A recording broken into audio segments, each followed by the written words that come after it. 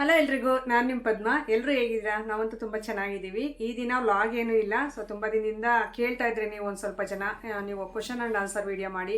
So ನಾವೇನಾದರೂ questions ಕೇಳ್ತೀವಿ, ಅದ್ರ ಬಗ್ಗೆ ಆನ್ಸರ್ ಮಾಡಿ ನೀವು ವೀಡಿಯೋದಲ್ಲಿ ಅಂತ ಕೇಳ್ತಾ ಇದ್ರಿ. ನನಗೆ ಟೈಮ್ ಸಿಗ್ತಾ ಇರಲಿಲ್ಲ. ಸ್ವಲ್ಪ ಹೊರಗಡೆ ಓಡಾಡೋ ಕೆಲಸಗಳಾಗಿರ್ಬೋದು, ಇಲ್ಲ ಹೊರಗಡೆ ಪ್ರಮೋಷನ್ ವೀಡಿಯೋಸ್ ಆಗಿರ್ಬೋದು, ಇಲ್ಲ ಫಂಕ್ಷನ್ಸು, ಈ ರೀತಿ ಏನಾದರೂ ಒಂದು ಬರ್ತಾನೆ ಇರುತ್ತೆ. ನನಗೆ ಒನ್ ಡೇ ಮನೇಲಿದ್ದರೆ ಒಂದು 4-5 ಡೇಸ್ ಇನ್ನು ಮನೇಲಿ ಇರೋಕ್ಕಾಗಲ್ಲ. ಅಂಥ ಬ್ಯುಸಿ ಟೈಮಲ್ಲೂ ನಾನು ವ್ಲಾಗ್ಸ್ನ ಬಿಡದೆ ಡೈಲಿ ಒಂದೊಂದು ಅಪ್ಲೋಡ್ ಮಾಡ್ತಾ, ಇನ್ಸ್ಟಾಗ್ರಾಮ್ಗೊಂದು ಮತ್ತು ಯೂಟ್ಯೂಬ್ಗೊಂದು 2 ಅಪ್ಲೋಡ್ ಮಾಡ್ತಾ ನಾನು ಹೊರಗಡೆನೂ ಓಡಾಡ್ಕೊಂಡು ಬರ್ತಾಯಿದ್ದೀನಿ.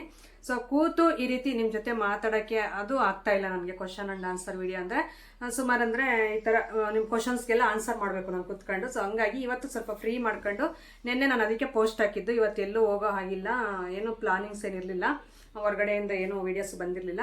ಅದಕ್ಕೆ ಸುಮ್ಮನೆ ಈ ರೀತಿ ಮಾಡಿದ್ರೆ ಆಗುತ್ತಲ್ಲ ಅಂತ ಅನ್ನಿಸ್ತು. ಅದಕ್ಕೆ ತುಂಬ ಜನ ನಾನು ಒಂದು ಪೋಸ್ಟ್ ಹಾಕಿ ಹೇಳಿದ್ದೆ, ಸೊ ಈ ರೀತಿ ನಾನು ಕ್ಯೂ ಆ್ಯಂಡ್ ವಿಡಿಯೋ ಮಾಡ್ತೀನಿ, ಕ್ವಶನ್ ಆ್ಯಂಡ್ ಆನ್ಸರ್ ವಿಡಿಯೋ. ನಿಮ್ಗೆ ಏನಾದರೂ ಕ್ವಶನ್ಸ್ ಇದ್ದರೆ ಕೇಳ್ರಿ, ನನ್ನ ಬಗ್ಗೆ ನಾನು ಹೇಳ್ತೀನಿ ಅಂತ. ತುಂಬ ಜನ ನನಗೆ ಇನ್ಸ್ಟಾದಲ್ಲೂ ಮತ್ತು ಯೂಟ್ಯೂಬಲ್ಲೂ ಕೂಡ ಮೆಸೇಜ್ ಮಾಡಿದ್ದೀರಾ. ನಾನು ಅದನ್ನೆಲ್ಲ ನೋಟ್ ಮಾಡಿ ಇಟ್ಕೊಂಡಿದ್ದೀನಿ. ಸೊ ಸೇಮ್ ಕ್ವಶನ್ ಇರೋದು ನಾನು ತೊಗೊಂಡಿಲ್ಲ, ನೇಮ್ಸು ಸೇಮ್ ಕ್ವಶನ್ ಇರೋದು, ಸುಮ್ಮನೆ ಆ ಕ್ವಶನ್ಗೊಂದು ಆನ್ಸರ್ ಮಾಡ್ತೀನಿ. ಸೊ ಸಿಂಗಲ್ಸ್ ಅಂದರೆ ಡಿಫ್ರೆಂಟ್ ಕ್ವಶನ್ ಇರುತ್ತಲ್ಲ, ಅದು ಮಾತ್ರ ನೇಮ್ಸ್ನ ಆ್ಯಡ್ ಮಾಡ್ಕೊಂಡಿದ್ದೀನಿ ನಾನು. ಸೊ ಹಂಗಾಗಿ ಯಾಕಂದರೆ ಬರೀ ಅದೇ ಹೇಳ್ತಾ ಹೋದರೆ ಬೋರ್ ಹೊಡೆಯುತ್ತೆ ನಿಮಗೂ ನೋಡೋರ್ಗು. ಸೊ ಸೇಮ್ ಕ್ವಶನ್ ಹೆಸರುಗಳು ಹೇಳ್ತಾ ಹೋಗ್ತಾ ಇದ್ರೆ ಬೋರ್ ಅನಿಸುತ್ತೆ. ಅದಕ್ಕೋಸ್ಕರ ಸೇಮ್ ಕ್ವಶನ್ಸ್ ಇರೋದಕ್ಕೆ ನಾನು ನೇಮ್ ತೊಗೊಂಡಿಲ್ಲ. ಸಿಂಗಲ್ ಕ್ವಶನ್ಸ್ ಅಂದರೆ ಡಿಫ್ರೆಂಟ್ ಕ್ವಶನ್ಸ್ ಇರೋದು ಮಾತ್ರ ನೇಮ್ ತೊಗೊಂಡಿದ್ದೀನಿ. ಮೊದಲನೇದಾಗಿ ಇನ್ನೊಂದು ಹೇಳ್ತೀನಿ. ಹೊಸ್ದಾಗಿ ಏನಾದ್ರು ನೋಡ್ತಾ ಇದ್ರೆ ಪ್ಲೀಸ್ ಸಬ್ಸ್ಕ್ರೈಬ್ ಮಾಡ್ಕೊಳ್ಳಿ. ವಿಡಿಯೋ ಇಷ್ಟ ಆದರೆ ಒಂದು ಲೈಕ್ ಮಾಡಿ, ಸಬ್ಸ್ಕ್ರೈಬ್ ಮಾಡ್ಕೊಳ್ಳಿ ಅನ್ನೋದು ಒಂದು ಪಾಠ ಆಗಿಬಿಟ್ಟಿದೆ. ಏನು ಮಾಡೋಕ್ಕಾಗಲ್ಲ, ನಮ್ಮಂಥ ಹೊಸ ಯೂಟ್ಯೂಬರ್ಸ್ ಎಲ್ಲ ಸ್ವಲ್ಪ ಬೆಳಿಬೇಕು ಅಂದರೆ ಬೆಳೆಯೋ ತನಕ ಅಲ್ಲ, ಬೆಳೆದ ಆದಮೇಲೂ ಸಬ್ಸ್ಕ್ರೈಬ್ ಮಾಡ್ಕೊಳ್ಳಿ ಅಂತ ಹೇಳೋದ್ರಲ್ಲಿ ಅದು ಏನು ನಾಚಿಕೆ ಅಲ್ಲ, ಏನು ಮುಜುಗರ ಅಲ್ಲ. ಯಾಕಂದರೆ ಆ ಸಬ್ಸ್ಕ್ರಿಪ್ಷನ್ ಇದ್ರೇ ನಮಗೊಂದು ವ್ಯಾಲ್ಯೂ. ಸೊ ಹಂಗಾಗಿ ಹೇಳ್ತಾನೆ ಇರ್ತೀವಿ. ಸೊ ನಿಮ್ಮಿಂದ ನಾವು ಅದಕ್ಕೋಸ್ಕರ ಈ ರೀತಿ ಪದೇ ಕೇಳ್ತಾರೆ ಅಂತ ಬೇಜಾರು ಮಾಡ್ಕೋಬೇಡಿ. ಸೊ ಸಬ್ಸ್ಕ್ರೈಬ್ ಮಾಡ್ಕೊಂಡು ಹೊಸಬ್ರು ಪ್ಲೀಸ್ ಒಂದು ಲೈಕ್ ಮಾಡಿ. ಹಾಗೆ ಮೊದಲನೇದಾಗಿ ನಾನು ಹೇಳಿದ್ನಲ್ಲ, ಸುಮಾರು ಜನ ಕೇಳಿದ್ದಂಥ ಕ್ವಶನ್ಸ್ ಅಂದರೆ ನಿಮ್ಮ ಏಜ್ ಎಷ್ಟು, ನಿಮ್ಮ ಏಜ್ ಏನು ಅಂತಂದು ಕೇಳಿದ್ರಿ. ಸೊ ಅದು ನೇಮ್ಸ್ ಏನು ಹೇಳ್ತಾ ಇಲ್ಲ. ಹಾಗಾಗಿ ಸೊ 35ಗೆ ಅಂದರೆ ಈ ಜೂನ್ 23 ಬಂದರೆ 34 ಕಂಪ್ಲೀಟ್ ಆಗಿ 35ಗೆ ಎಂಟ್ರಿ ಆಗ್ತೀನಿ. ಸೊ ಅರ್ಥ ಆಗಿರುತ್ತೆ ಅಂತ ಅಂದ್ಕೊಂಡಿದ್ದೀನಿ. ನನ್ನ ಡೇಟ್ ಆಫ್ ಬರ್ತ್ ಬಂದು 91 ಇಯರ್ ಹೇಳ್ತಾ ಇದ್ದೀನಿ. ಮಂತ್ ಬಂದುಬಿಟ್ಟು 23 ಜೂನ್. ಸೊ ಇದು ನನ್ನ ಡೇಟ್ ಆಫ್ ಬರ್ತು. ಅರ್ಥ ಆಗಿದೆ ನನ್ನ ಏಜು ನಿಮಗೆ. ಇದರಲ್ಲೇ ಆನ್ಸರ್ ಸಿಕ್ಕಿದೆ ಅಂತ ಅಂದ್ಕೊಂಡಿದ್ದೀನಿ. ಆದರೆ ಆ ರೀತಿ ಕಾಣಲ್ಲ 35 ಥರ. ಸೊ ಅದಕ್ಕೆ ಕೇಳ್ತಾ ಇರ್ತೀರ ನಿಮ್ಮ ಏಜ್ ಏನು ಅಂತ. ಸ್ವಲ್ಪ ಸಣ್ಣ ಇದ್ದರೆ ಸಾಕು, ಏಜೆಲ್ಲ ಮುಚ್ಚೋಗುತ್ತೆ. ಹಾಗೆ ನನಗೆ 2 ಮಕ್ಕಳು. ನನ್ನ ದೊಡ್ಡ ಮಗ ಕಾಲೇಜ್ಗೆ ಹೋಗ್ತಾನೆ, ಚಿಕ್ಕವನು ಈಗ 10th. ಸೊ ಹಂಗಾಗಿ ಏಜ್ ಅಷ್ಟಾಗಿ ಕಾಣಲ್ಲ. ಸ್ವಲ್ಪ ಒಂದು 29 30 ಆ ರೇಂಜಿಗೆ ಕಾಣ್ತೀನಿ. ಇನ್ನೂ ಒಂದು 5 ಇಯರ್ಸ್ ಜಾಸ್ತಿನೇ ಆಗಿದೆ. ಸೊ ಹಂಗಾಗಿ ನನ್ನ ಏಜ್ ಗೊತ್ತಾಗಿರುತ್ತೆ ನಿಮ್ಮೆಲ್ರಿಗೂ. ಹಾಗೆ ಗಿರೀಶ್ ಅನ್ನೋರು ಕೇಳ್ತಾವ್ರೆ, ಅಕ್ಕ ನಿಮ್ಮದು ಕ್ಯಾಸ್ಟ್ ವಾಲ್ಮೀಕಿನ STನಾ ಅಂತ ಕೇಳ್ತಾ ಇದ್ದೀರಾ. ಸೊ ಕ್ಯಾಸ್ಟ್ ಬಂದುಬಿಟ್ಟು ಅದೇನೋ ಹೇಳೋ ಅವಶ್ಯಕತೆ ಇರಲಿಲ್ಲ. ಆದ್ರೂ ಪಾಪ ನೀವು ನಾನು ಕೇಳಿದ್ಮೇಲೆ ನೀವು ರೆಸ್ಪೆಕ್ಟ್ ಕೊಟ್ಟು ಮೆಸೇಜ್ ಮಾಡಿದ್ದೀರಾ. ಅದಕ್ಕೋಸ್ಕರ ಹೇಳಲೇಬೇಕು. ನಾವು ವಾಲ್ಮೀಕಿ ನಾಯಕರು ಅಂತಂದು ಹೇಳ್ಬಿಟ್ಟು ಕರೀತಾರೆ ನಮ್ಮನ್ನು. ST ಅಂತಂದು ಅಂತಾರೆ. ಆದರೆ ಪರ್ಫೆಕ್ಟ್ಲಿ ಹೇಳಬೇಕು ಅಂದರೆ ನಾವು ವಾಲ್ಮೀಕಿ ನಾಯಕರು. ನಮ್ಮ ಕ್ಯಾಸ್ಟ್ ಅರ್ಥ ಆಗಿರುತ್ತೆ ಅಂತ ಅಂದ್ಕೊಂಡಿದ್ದೀನಿ. ಸೊ ವಾಲ್ಮೀಕಿಯವರು ಅಂತಂದೇ ಕರೀತಾರೆ ನಮ್ಮನ್ನು. ಹಾಗೆ ರಶ್ಮಿತಾ ಅಂತಂದು ಕೇಳ್ತಾವ್ರೆ, ರಶ್ಮಿತಾ ಅನ್ನೋ ಸಿಸ್ಟರು. ಸೊ ನಿಮ್ಮ ಅತ್ತೆ ಮಾವ ಬಗ್ಗೆ ಹೇಳಿ ಅಂತ ಕೇಳ್ತಾ ಇದ್ದೀರಾ. ತುಂಬ ಜನಕ್ಕೆ ಡೌಟ್ ಇರುತ್ತೆ, ಏನಕ್ಕೆ ಇವ್ರ ಮನೇಲಿ ಅತ್ತೆ ಮಾವ ಇಲ್ವಲ್ಲ, ಸೊ ಬರೀ ಗಂಡ ಹೆಂಡತಿ ಮಕ್ಕಳು ಇಷ್ಟೇ, ಇಲ್ಲ ಅಂದರೆ ತವ್ರ ಮನೆ ತೋರಿಸ್ತಾರೆ ಅಷ್ಟೇ ಅಂತಂದೇಳಿ ಡೌಟ್ ಬಂದಿರುತ್ತೆ ಯಾರಿಗೆ ಆಗಿರ್ಬೋದು. ಸೊ ಒಬ್ಬರು ವೀಡಿಯೋಸ್ನ ಡೈಲಿ ಫಾಲೋ ಮಾಡ್ತೀರಂದರೆ ಆ ಡೌಟ್ಸ್ ಬಂದೇ ಬರುತ್ತೆ. ಇವ್ರಿಗೆ ಅಕ್ಕ ತಂಗಿರಿಲ್ವ, ಅಣ್ಣ ತಮ್ಮದಿರಿಲ್ವ, ಎಲ್ಲ ಬರುತ್ತೆ ಡೌಟ್ಸು. ನಮ್ಮ ಅತ್ತೆ ನಮ್ಮ ಮಾವನ ಬಗ್ಗೆ ಹೇಳೋಕ್ಕೇನೂ ಇಲ್ಲ. ಸೊ ಅವರು ಇಬ್ಬರು ಡೆತ್ ಆಗಿದ್ದಾರೆ, ಎಕ್ಸ್ಪೈರ್ ಆಗಿದ್ದಾರೆ ಇಬ್ಬರೂ. ಸೊ ವಿಧಿವಶರಾಗಿರೋದ್ರಿಂದ ಸೊ ಅವ್ರನ್ನ ವೀಡಿಯೋದಲ್ಲಿ ತೋರ್ಸೋಕ್ಕಾಗ್ತಾ ಇಲ್ಲ. ಸುಮಾರು ಅಂದರೆ ನನ್ನ ಚಿಕ್ಕ ಮಗ ಹುಟ್ಟಿದಾಗಲೇ ನಮ್ಮ ಮಾವ ತೀರ್ಕೊಂಡ್ರು. ನನ್ನ ಮಗ ಹುಟ್ಟಿ ಒಂದು 2 ಡೇಸ್ ಏನಾದರೂ ಇದ್ರೇನೋ ಅಷ್ಟೇ ತೀರ್ಕೊಂಡ್ರು. ಅವ್ರಿಗೆ ಕ್ಯಾನ್ಸರ್ ಇತ್ತು, ನಮ್ಮ ಮಾವ ಅವ್ರಿಗೆ ತೀರ್ಕೊಂಡ್ರು. ನಮ್ಮ ಅತ್ತೆಯವರು ರೀಸೆಂಟಾಗಿ 2-3 ವರ್ಷ ಆಯಿತು. ಸೊ ಇಯರು 2021 ಏನೋ ಅಂತ ಹಾಕ್ಸಿದ್ದೀವಿ. ಹೌದು, ಅದೇ ಇಯರಲ್ಲೇ ಒಂದು 4 ವರ್ಷ ಆಗಿದೆ ತೀರ್ಕೊಂಡವರು. ಸೊ ಅಷ್ಟೇ ಇದು ಹೇಳೋಕ್ಕೆ ಇಷ್ಟಪಡ್ತೀನಿ. ಅವರು ವಿಧಿವಶರಾಗಿದ್ದಾರೆ. ಅದಕ್ಕೋಸ್ಕರ ನಾನು ಇನ್ನು ಜಾಸ್ತಿ ಅವ್ರ ಬಗ್ಗೆ ಹೇಳೋ ಅಷ್ಟು ಮೆಮೊರೀಸು ಏನೂ ಇಲ್ಲ ನನ್ನ ಹತ್ರ. ಸೊ ಇದು ಹೇಳೋಕ್ಕೆ ಇಷ್ಟಪಡ್ತೀನಿ, ಅರ್ಥ ಮಾಡ್ಕೊತೀರ ಅಂತ ಅಂದ್ಕೊಂಡಿದ್ದೀನಿ. ಹಾಗೆ ಶಶಿಕಲಾ ಅವ್ರದ್ದೇ ಅಲ್ಲ, ಸಾರಿ ಅಲ್ಲ ರಶ್ಮಿತಾ ಅವ್ರದ್ದು ಹೇಳಿದ್ದು ನಾನು. ಶಶಿಕಲಾ ಅವ್ರು ಕೇಳ್ತಾವ್ರೆ, ನಿಮ್ಮ ಊರು ಆ್ಯಂಡ್ ಹಸ್ಬೆಂಡ್ ಅವರು ನಿಮ್ಮ ಕಿರು ಪರಿಚಯ ಮಾಡ್ಕೊಳ್ಳಿ ಅಂತಂದು ಕೇಳ್ತಾ ಇದ್ದೀರಾ. ಸೊ ನಮ್ಮ ಊರು ನಮ್ಮ ಹಸ್ಬೆಂಡ್ ಅವರು 2 ಒಂದೇ ಊರೇನೆ. ನಮ್ಮದು ಪಾವಗಡ ತಾಲೂಕು, ತುಮಕೂರು ಡಿಸ್ಟಿಕ್ಕು. ಪ್ರಾಪರಾಗಿ ಇರೋ ಊರ ಹೆಸರು ಏನು ಕೇಳ್ತಾ ಇಲ್ಲ ಅಂದರೆ ನನಗೂ ಒಂದು ಸ್ವಲ್ಪ ಸೇಫ್ಟಿ ಅನ್ನೋದು ಇಂಪಾರ್ಟೆಂಟ್ ಅಲ್ವಾ. ಸೊ ನಾನು ದೊಡ್ಡವಳು ಅಂತಂದು ಹೇಳ್ತಾ ಇಲ್ಲ. ಸೊ ಸ್ವಲ್ಪ ಇರೋದ್ರಲ್ಲೇ ಸೊ ನಮಗೂ ಒಂದು ಸ್ವಲ್ಪ ಭಯ ಅನ್ನೋದಿರುತ್ತೆ. ಸೊ ಹಂಗಾಗಿ ಪ್ರಾಪರಾಗಿ ನಾನು ಇರೋ ಅಂಥ ಊರ ಹೆಸರು ಹೇಳೋಕ್ಕಾಗಲ್ಲ ವಿಡಿಯೋದಲ್ಲಿ. ಸೊ ನಮ್ಮದು ಪಾವಗಡ ತಾಲೂಕಿಂದ 25 ಕಿಲೋಮೀಟರ್ಸ್ ಆಗುತ್ತೆ ನಮ್ಮೂರು. ಇಷ್ಟು ಹೇಳೋಕ್ಕೆ ಇಷ್ಟಪಡ್ತೀನಿ. ಸೊ ಒಂದು ಸೋಷಿಯಲ್ ಮೀಡಿಯಾದಲ್ಲಿ ಇದ್ದೀವಿ ಅಂದರೆ ಪ್ರಾಪರಾಗಿ ಇರುವಂಥ ಅಡ್ರೆಸ್ ಆಗಿರ್ಬೋದು, ಏನೇ ಆಗಿರ್ಬೋದು ನಾವು ಶೇರ್ ಮಾಡ್ಕೊಳ್ಳೋ ಹಾಗಿಲ್ಲ. ಸೊ ಇದು ಹೇಳೋಕ್ಕೆ ಇಷ್ಟಪಡ್ತೀನಿ, ಅರ್ಥ ಮಾಡ್ಕೊತೀರ ಅಂತ ಅಂದ್ಕೊಂಡಿದ್ದೀನಿ. ನಂದು ಒಂದೇ ಊರೇ, ನಮ್ಮ ಮನೆಯವ್ರದ್ದು ಒಂದೇ ಊರೇ. ನಮ್ಮ ಮನೆಯವ್ರೇನು ಬೇರೆಯವ್ರು ಯಾರೂ ಅಲ್ಲ. ಸೊ ನಮ್ಮ ಅಪ್ಪ ಇದಾರಲ್ಲ, ಅವ್ರ ಸೋದರ ಮಾವನ ಮಗನೇ ನಮ್ಮ ಮನೆಯವರು. ನಮ್ಮದು ಎದುರುಗಡೆ ಮನೆ ಅಂದರೆ ಅಕ್ಕಪಕ್ಕ ಮನೆ. ಆ ಕಡೆ ತವ್ರ ಮನೆ ಪಕ್ಕದ ಮನೆ, ಈ ಕಡೆ ಮನೆ ಗಂಡನ ಮನೆ ಆಗಿರೋದ್ರಿಂದ ಒಂದೇ ಊರೇ ನಮ್ಮೂರು, ಗಂಡನ ಮನೆ ತವ್ರ ಮನೆ. ಸೊ ಕಿರು ಪರಿಚಯ ಅಂದರೆ ಏನಿಲ್ಲ, ನಾನು ಹೌಸ್ ವೈಫು. ಇಲ್ಲೇ ಪಕ್ಕದ ಇಬ್ಬರದು ಒಂದೇ ಊರೇ, ಪಕ್ಕನೇ ತವ್ರ ಮನೆ ಇದೆ. ನಮ್ಮಪ್ಪ ನಮ್ಮಮ್ಮನಿಗೆ ನಾನು ಒಬ್ಬಳೇ ಮಗಳು, ಇನ್ನು ಇಬ್ಬರು ತಮ್ಮದಿರು. ಸೊ ನಾವು 3 ಜನ ಟೋಟಲಿ ಮಕ್ಕಳು. ನನಗೆ 2 ಗಂಡು ಮಕ್ಕಳು, ನಿತಿನ್ ಅರವಿಂದ್ ಅಂತ. ದೊಡ್ಡವನು ಫಸ್ಟ್ ಪಿ ಯು ಓದ ಅಷ್ಟೇ, ಸೆಕೆಂಡ್ ಪಿ ಯು ಅಲ್ಲಿಗೆ ಸ್ಟಾಪ್, ಡಿಸ್ಕಂಟಿನ್ಯೂ ಮಾಡ್ದೆ. ಚಿಕ್ಕವನು ಈಗ 10th ಓದ್ತಿದ್ದಾನೆ ಇನ್ನೂ. ನನಗೆ 2 ಗಂಡು ಮಕ್ಕಳು, ನಮ್ಮ ಹಸ್ಬೆಂಡು. ನಾವು 4 ಜನ ಇರ್ತೀವಿ ಮನೆಯಲ್ಲಿ. ಸೊ ಇದು ನನ್ನ ಕಿರು ಪರಿಚಯ. ನಮ್ಮದು ಪಾವಗಡ ತಾಲೂಕು, ತುಮಕೂರು ಡಿಸ್ಟಿಕ್ಕು, ಒಂದು ಹಳ್ಳಿಯವರು ನಾವು. ಓಕೆನಾ? ಇದು ಯಾವಾಗಲೂ ಸ್ಟಾಪ್ ಆಗುತ್ತೆ ಮೊಬೈಲು, ನಾನು ಯಾವಾಗಲೂ ಟಚ್ ಮಾಡ್ತಾ ಇರಬೇಕದು. ಸೊ ಇಷ್ಟು. ಹಾಗೆ ನಮ್ಮ ಮನೆಯವ್ರು ಬಂದುಬಿಟ್ಟು ಬಾರ್ ಬೆಂಡಿಂಗ್ ವರ್ಕು, ನಾನು ಈ ಥರ ಯೂಟ್ಯೂಬರ್. ಸೊ ಯೂಟ್ಯೂಬಲ್ಲಿ ವೀಡಿಯೋಸ್ ಎಲ್ಲ ಮಾಡ್ತಾ ಇರ್ತೀನಿ, ಇನ್ಸ್ಟಾಗ್ರಾಮಲ್ಲಿ ಪ್ರಮೋಷನ್ಸ್ ಎಲ್ಲ ಮಾಡ್ತಾ ಇರ್ತೀನಿ. ಅಪ್ಪ ಅಮ್ಮ ಎಲ್ಲರೂ ಕೂಲಿ ಕೆಲಸ ಮಾಡೋ ಅಂತಾರೆ. ಇಷ್ಟು ನನ್ನ ಕಿರಿ ಪರಿಚಯ. ಓಕೆನಾ? ಓಕೆ.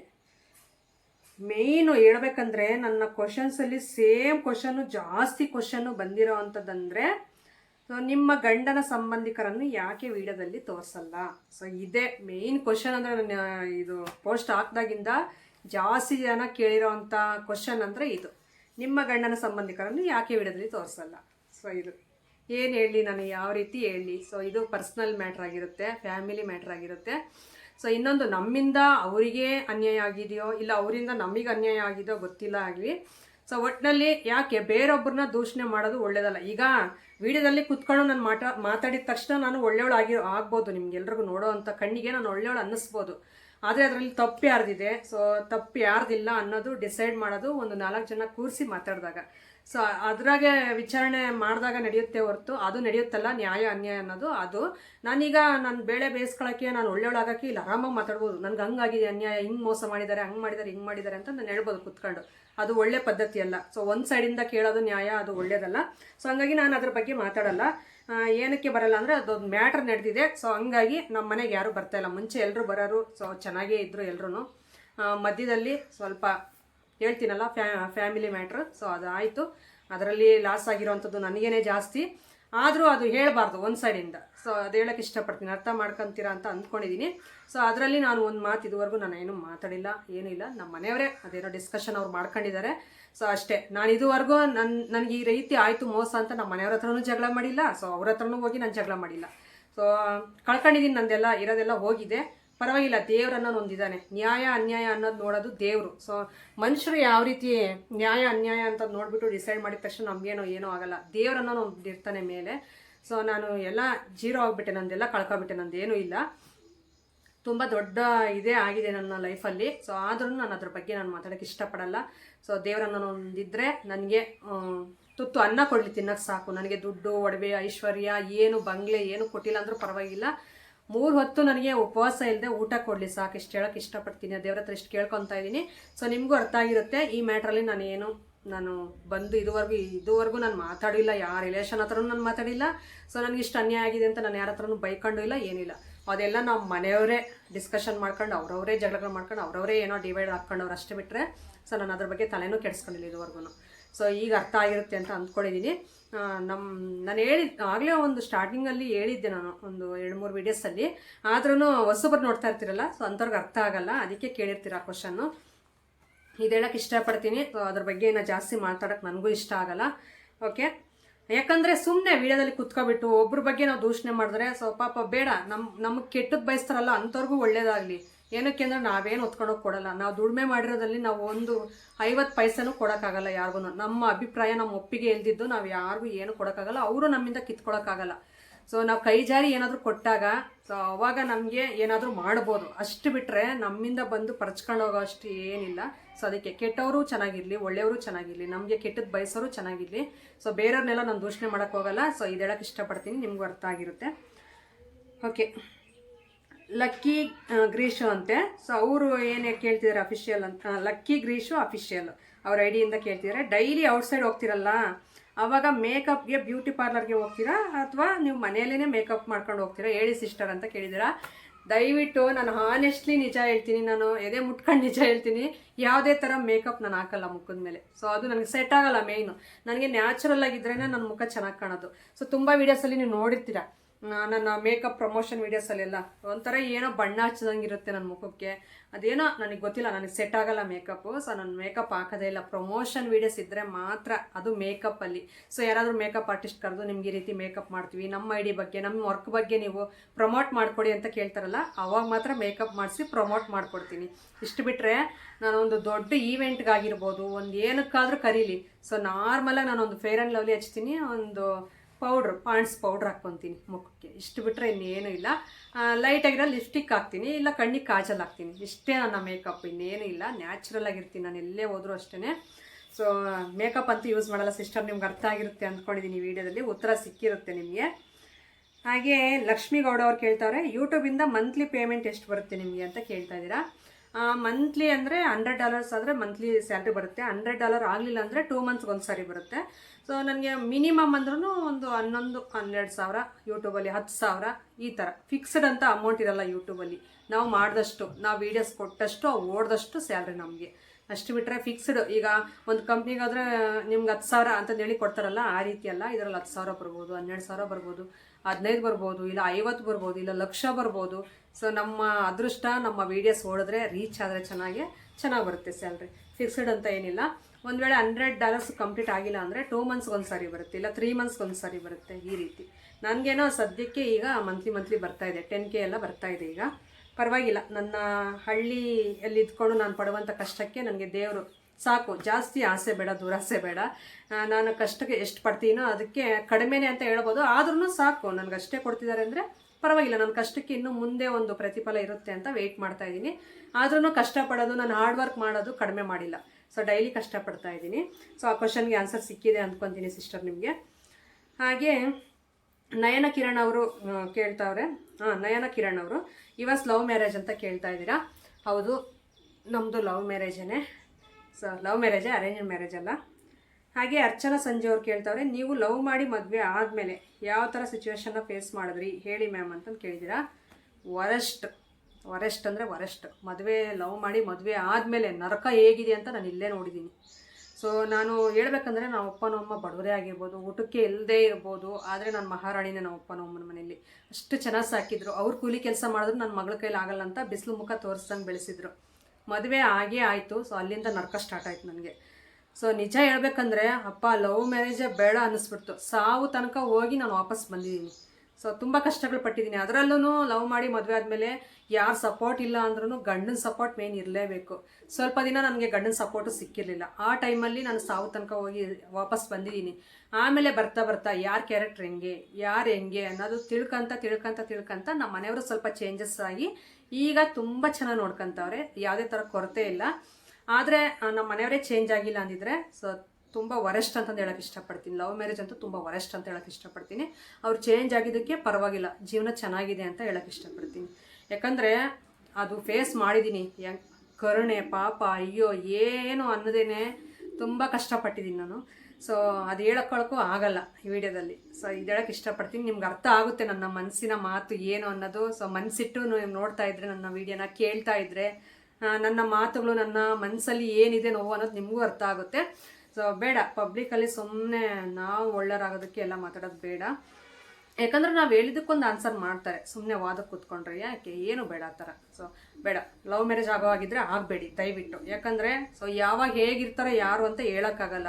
ಸೊ ನಿಮ್ಮನ್ನು ಮದುವೆ ಆಗಿರೋರೇ ಚೇಂಜ್ ಆಗ್ಬೋದು, ನಿಮ್ಮ ಗಂಡನೇ ಚೇಂಜ್ ಆಗ್ಬೋದು, ಇಲ್ಲ ಮನೆಯಲ್ಲಿ ಅತ್ತೆ ಮಾವ ಹೆಣ್ಮಕ್ಳು ಇವರೆಲ್ಲ ಚೇಂಜ್ ಆಗಿಬಿಟ್ಟು ನಿಮ್ಮನ್ನು ಟಾರ್ಚರ್ ಕೊಡೋಕ್ಕೆ ಸ್ಟಾರ್ಟ್ ಮಾಡ್ಬೋದು.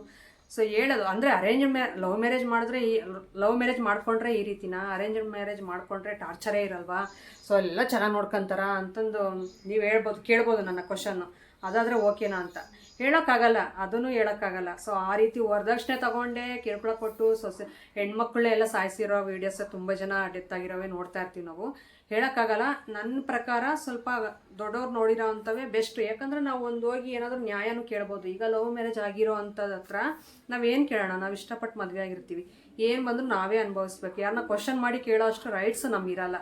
ಸೊ ನಮ್ಗೆ ರೈಟ್ಸ್ ಕ್ವಶನ್ ಮಾಡಬೇಕು, ನಾವು ಒಂದು ನ್ಯಾಯ ಇದೆ ನಮ್ಮ ಕಡೆ, ನ್ಯಾಯ ಕೇಳಬೇಕು ಅಂತ ನಾವು ಹೋಗಬೇಕು ಅಂದರೆ ಲವ್ ಮ್ಯಾರೇಜ್ ಕರೆಕ್ಟ್ ಅಲ್ಲ.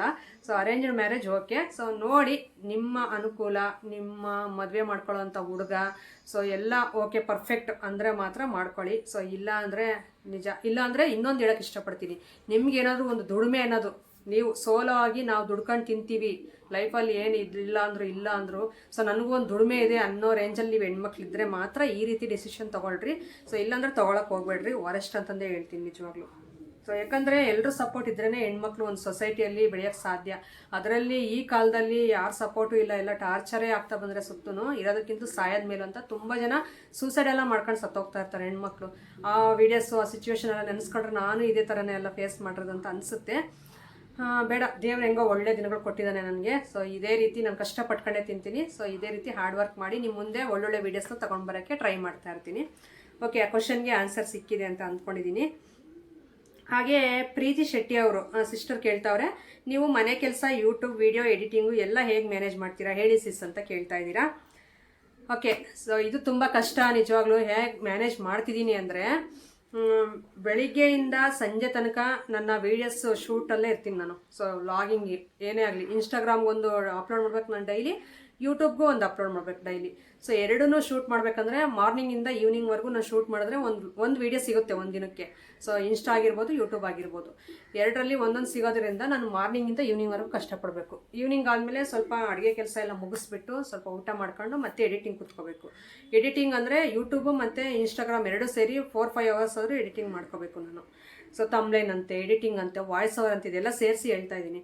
ಸೊ ಒಂದೊಂದು ಟೈಮ್ ಏನು ಮಾಡ್ತೀನಿ, ಎಡಿಟಿಂಗ್ ಒಂದು ಮಾಡಿಬಿಡ್ತೀನಿ, ನನಗೆ ಕಣ್ಣು ಸ್ವಲ್ಪ ಇದಾಗ್ಬಿಡುತ್ತೆ ನೋಡಿ ಮೊಬೈಲು. ಅಂಥ ಟೈಮಲ್ಲಿ ಎಡಿಟಿಂಗ್ ಒಂದು ಮಾಡ್ಕೊಂಡು ಮಾರ್ನಿಂಗ್ ಎದ್ದಿದ ತಕ್ಷಣ ಸ್ವಲ್ಪ ಈಚೆ ಕಡೆ ಕೆಲಸಗಳೆಲ್ಲ ಮುಗಿಸ್ಬಿಟ್ಟು ಬಂದುಬಿಟ್ಟು ಫಸ್ಟ್ ಎಲ್ಲರೂ ಮಲಗಿರ್ತಾರಲ್ಲ ಆಗಲೇ ವಾಯ್ಸ್ ಓವರ್ ಕೊಟ್ಕೊಬಿಡ್ತೀನಿ. ಸೊ ಇಲ್ಲಾಂದರೆ ಒಂದು ಟೀಗೆ ಇಟ್ಕೊಬಿಟ್ಟು ಅಲ್ಲೇ ನಿಂತ್ಕೊಂಡು ವಾಯ್ಸ್ ಓವರ್ ಕೊಡ್ತಾ ಇರ್ತೀನಿ. ಸೊ ಹಿಂಗೆ ತುಂಬ ಕಷ್ಟಪಡ್ತಾ ಇದ್ದೀನಿ ನಾನು ವೀಡಿಯೋಸ್ ಹಿಂದೆ. ಮ್ಯಾನೇಜ್ ಮಾಡೋಕ್ಕಾಗ್ತಾಯಿಲ್ಲ, ಆದ್ರೂ ಮ್ಯಾನೇಜ್ ಮಾಡೋ ರೀತಿ ಕಷ್ಟಪಡ್ತಾ ಇದ್ದೀನಿ. ಸೊ ನಿದ್ದೆ ಎಲ್ಲ ಸ್ವಲ್ಪ ಕಡಿಮೆ, ಒಂದು 4-5 ಅವರ್ಸ್ 6 ಅವರ್ಸ್ ಅಷ್ಟೇ ಮಲಗ್ತಾ ಇರೋದು.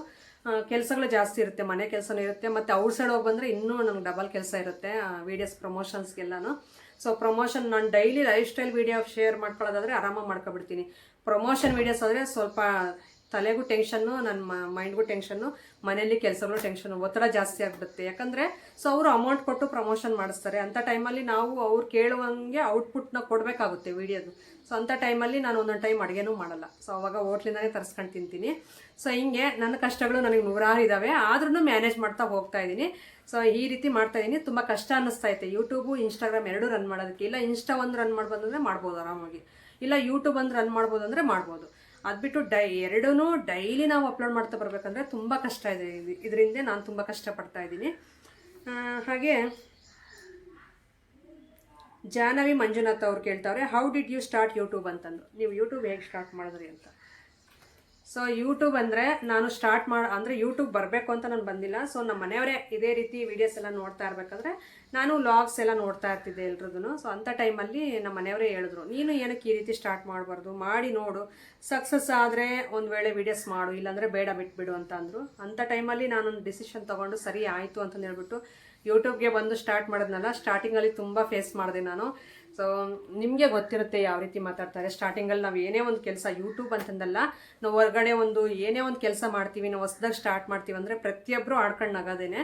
ಸೊ ಅಂಥದ್ರಲ್ಲಿ ನಾನು ಏನಾದರೂ ಒಂದು ಮಾಡಲೇಬೇಕು ಅಂತ ಪಟ್ಟಿಡ್ದು ಸುಮಾರು ಅಂದರೆ 1 ವರ್ಷದ ಮೇಲೆ 7 ತಿಂಗಳವರೆಗೂ ನಾನು ₹1 ಸ್ಯಾಲ್ರಿ ಇಲ್ದೇ, 1 ಡೇ ಮಿಸ್ ಮಾಡ್ದೇ, ಏನೋ ಅಪ್ಪಿತಪ್ಪಿ ಅನಿವಾರ್ಯ ನನಗೆ ಹುಷಾರಿಲ್ಲ ಅಂದರೆ ಮಾತ್ರ ಲೆಸ್ ಮಾಡ್ತಾಯಿದ್ದೆ ವೀಡಿಯೋ. 1 ಡೇ ಗ್ಯಾಪ್ ಕೊಡ್ದೇನೆ ನಾನು ಯೂಟ್ಯೂಬ್ಗೆ ಅಪ್ಲೋಡ್ ಮಾಡ್ತಾ ಬಂದು ಈಗ ನಾನು ಮಂತ್ಲಿ ಸ್ಯಾಲ್ರಿ ತಗೊಳ್ಳೋ ಥರ ಸಕ್ಸಸ್ ಆಗಿದ್ದೀನಿ. ಅದೆಲ್ಲ ನಿಮ್ಮಿಂದ ಸಾಧ್ಯ. ನಿಮ್ಮ ಸಪೋರ್ಟ್ ಇಲ್ಲ ಅಂದಿದ್ರೆ ಸೊ ನಾನೇನು ಮಾಡೋಕ್ಕೆ ಸಾಧ್ಯನೇ ಆಗ್ತಿರ್ಲಿಲ್ಲ. ಈ ರೀತಿ ನಾನು ಸ್ಟಾರ್ಟ್ ಮಾಡಿದ್ದು. ಸೊ ಯಾರೂ ನಮಗೆ ಹೆಲ್ಪು ಮಾಡಿಲ್ಲ ಇದರಲ್ಲಿ, ಯೂಟ್ಯೂಬಲ್ಲಿ ಇದರಲ್ಲಿ. ಸೊ ನಮ್ಮ ಮನೆಯವ್ರ ಬ್ರದರ್ ಇದ್ದರು ಬೆಂಗಳೂರಲ್ಲಿ, ಅವರೊಂದು ಸ್ವಲ್ಪ ನಮಗೆ ಗೊತ್ತಿರದೇ ಇರೋದು ಸ್ವಲ್ಪ ಹೇಳ್ಕೊಡೋದು ಅಷ್ಟೇ, ಅಷ್ಟು ಬಿಟ್ಟರೆ ಇನ್ನು 90% ಎಲ್ಲ ನಮ್ಮ ಹಸ್ಬೆಂಡೇ ಇದು ಮಾಡಿರೋದು. ಈ ರೀತಿ ನಾವು ಸ್ಟಾರ್ಟ್ ಮಾಡಿದ್ದು ಯೂಟ್ಯೂಬ್ ಅಷ್ಟೇ. ಹಾಗೆ ಶಶಿಕುಮಾರ್ ಅವರು ಲವ್ ಮ್ಯಾರೇಜಾ ಅರೇಂಜ್ಡ್ ಮ್ಯಾರೇಜ್ ಅಂತ ಕೇಳಿದ್ದಾರೆ. ನಮ್ಮದು ಲವ್ ಮ್ಯಾರೇಜೇ, ಹೇಳಿದ್ನಲ್ಲ ಆಗ್ಲೇ ಲವ್ ಮ್ಯಾರೇಜೇ. ಅಭಿ ಅವ್ರು ಕೇಳ್ತಾವ್ರೆ ಯೂಟ್ಯೂಬಲ್ಲಿ ನಿಮಗೆ ಇಷ್ಟವಾದ ಕಂಟೆಂಟ್ ಕ್ರಿಯೇಟರ್ ಯಾರು ಅಂತ. ಸೊ ತುಂಬ ಜನ ಇದ್ದಾರೆ, ಆದರೂ ನನಗೆ ಫೇವ್ರೇಟ್ ಅಂದರೆ ಡಾಕ್ಟರ್ ಬ್ರೋ. ಸೊ ಅವ್ರ ವೀಡಿಯೋಸ್ ಎಷ್ಟೊತ್ತಾದರೂ ಬೋರ್ ಅನ್ಸಲ್ಲ, ಆರಾಮಾಗಿ ಕುತ್ಕೊಂಡು ನೋಡ್ಬೋದು. ಯಾಕಂದರೆ ಅವ್ರು ಒಂದೇ ಹತ್ರ ತೋರಿಸಲ್ಲ, ಆರಾಮಾಗಿ ಎಷ್ಟು ಇದಿದೆಯೋ ಎಲ್ಲ ಕಡೆ ಸುತ್ತಾ ಇರ್ತಾರೆ ಅವರು. ಸೊ ನೋಡ್ಬೋದು, ಬೋರ್ ಹೊಡಿದೇನೆ ನೋಡ್ಬೋದು. ಅಂದರೆ ಅವ್ರ ಕಂಟೆಂಟ್ ಕ್ರಿಯೇಟರ್ ಅಂದರೆ ನನಗೆ ಅವರೇ ಡಾಕ್ಟರ್ ಬ್ರೋ. ಸೊ ತುಂಬ ಚೆನ್ನಾಗಿ ಮಾಡ್ತಾರೆ, ಚಿಕ್ಕ ವಯಸ್ಸಲ್ಲೇ ತುಂಬ ಹೆಸರು ಮಾಡಿದ್ದಾರೆ ಅವರು.